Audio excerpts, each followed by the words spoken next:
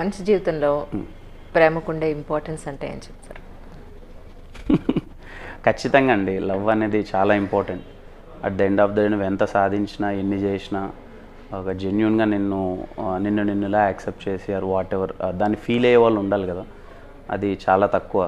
అది love is very important. And మేము సినిమాలో చెప్పినట్టు unconditional love is more important. నిజంగా అలా చేయగలుగుతామా? ఎందుకంటే ఇప్పుడు ఒక ఒక అమ్మాయి ఒక అబ్బాయి ఇష్టపడ్డారని అనుకుందాం. వాళ్ళలో నచ్చిన విషయాలు ఇతనికి ఉండొచ్చు, ఇతనిలో నచ్చిన విషయాలు ఆ అమ్మాయి దగ్గర ఉండొచ్చు.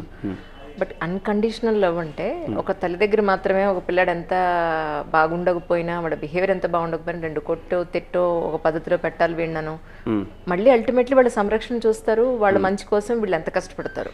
So that is called unconditional love. But రియల్గా ఒక అమ్మాయిని లేదా ఒక అబ్బాయిని మనం పెళ్లి చేసుకోవాలి అని అనుకున్నప్పుడు అన్కండిషనల్ లవ్ ఎక్స్పెక్ట్ చేయడం కరెక్టేనా నిర్దేశ ప్రకారం?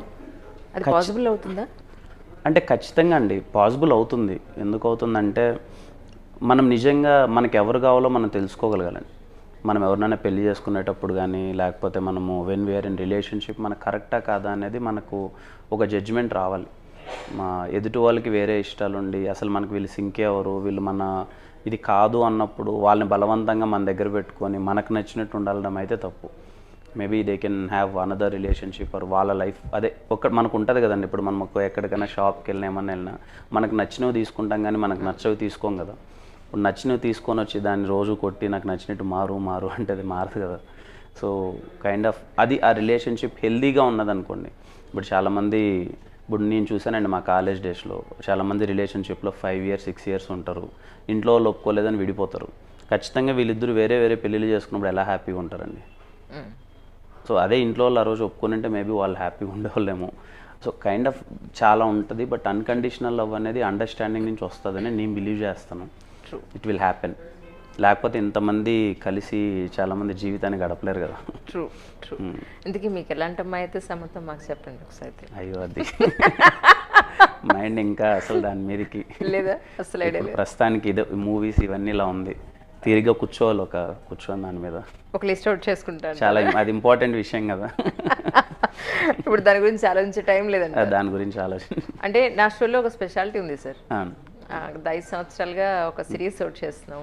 ఆ సిరీస్ లో గనక నేను పొరపాటు నా పెళ్లి ఇష్యూ గనక అన్ఫార్చునేట్ గా వస్తే వాళ్ళకి చాలా తొందరగా పెళ్లి అయిపోతుంది. సో అందుకని మీరు ఓపెన్ గా చెప్పచ్చు. So it's great opportunity for every వినేవాళ్ళకి చూసాళ్ళకి ఆయన మోస్ట్ ఎలిజిబుల్ బ్యాచులర్ కాబట్టి మనం కూడా ఒక ప్రయత్నం చేయొచ్చు అని అనుకునే వాళ్ళు ఉంటారు కదా. అదే లేదు నేను నాకు కొంచెం అండర్స్టాండింగ్ ఎక్కువ ఇలా మాట్లాడాలనిపించాలి. మెయిన్ నాకు అది పక్కన కూర్చుంటే బోర్ కొట్టద్దు. కొంచెం మనం కలవిడిగా అంటారు కదా, బాగా అల్లరిగా మాట్లాడుతూ అలా అంత. మీరు హైదరాబాద్ వచ్చినప్పటి నుంచి యాజ్ ఆన్ టుడే వరకు మీరు హీరోగా నిలదొక్కున్నారు. ఇప్పుడు పేరెంట్స్ ఏమంటున్నారు, మీ అన్నయ్య గారి పిల్లలు ఏమంటున్నారు, మీ ఫ్రెండ్స్ ఏమంటున్నారు? హ్యాపీ అండి అందరూ. అసలు ఎవరు ఎక్స్పెక్ట్ చేయండి ఇది. అమ్మా నాన్న అయితే అసలు ఎక్స్పెక్ట్ చేయలేదు. వాళ్ళు ఏదో నేను జాబ్ చేసుకుంటూ ఒక నార్మల్ లైఫ్ని లీడ్ చేస్తాను అనుకున్నారు. అన్ఎక్స్పెక్టెడ్లీ సినిమాల్లోకి రావడం అనేది మాకైతే పెద్ద డ్రీమ్ అది. మా ఊరోళ్ళకి కానీ మా చుట్టుపక్కల వాళ్ళకి కానీ మా ఫ్రెండ్స్ అయితే ఇప్పటికీ నమ్మరు. అంటే నువ్వేనారా ఇది స్టిల్ నువ్వు హీరోనా అని ఒకటి ఉంటుంది కదా. అంటే కలిసి పెరిగింటాం, కలిసి చూసింటాం, ఎక్కడన్నా సడన్గా ఇప్పుడు కలుస్తూ ఉంటారు. వాళ్ళకేమో పెళ్ళిళ్ళు అయిపోయింటాయి, పిల్లల్ని ఎత్తుకొని ఉంటారు. కొంచెం ఎర్లీగా మ్యారేజెస్ అవుతాయి కదా అమ్మాయిలకి వీళ్ళకి. ఎక్కడన్నా కనిపించగానే సడన్గా ఇదిగో మా ఫ్రెండ్ అని చూపిస్తుంటే కొంచెం బాగా హ్యాపీగా ఉంటుంది. ఎవ్రీవన్ సో హ్యాపీ అండి. బికాజ్ అందరూ ఇలా చూస్తానని ఎవరూ అనుకోలేదు. చూసినప్పుడు సో హ్యాపీ అందరూ. అన్న పిల్లలు వాళ్ళకి ఇంకా ఊహ తెలియదు కదా, చిన్న పిల్లలు 3 years 5 years వాళ్ళు. సో వాళ్ళకి సో ఆల్ హ్యాపీ అండి అంత. ఫిల్మ్ ఇండస్ట్రీలోకి వచ్చిన తర్వాత మీరు నేర్చుకున్న పాయింట్ అంటే ఏం చెప్తారు? సెల్ఫ్ కాన్ఫిడెన్స్ ఎక్కువ ఉండాలండి. మన మీద మనకు ధైర్యం ఉండాలి. మనమే ఏదన్నా చేయగలగాలి. ఒకరి మీద డిపెండ్ అయితే ఇక్కడ ఏది అవ్వదు. ఎవరి లైఫ్ వాళ్ళకు ఉంది, ఎవరి జర్నీ వాళ్ళకు ఉంది. సొంతంగా కష్టపడుకోవాలి.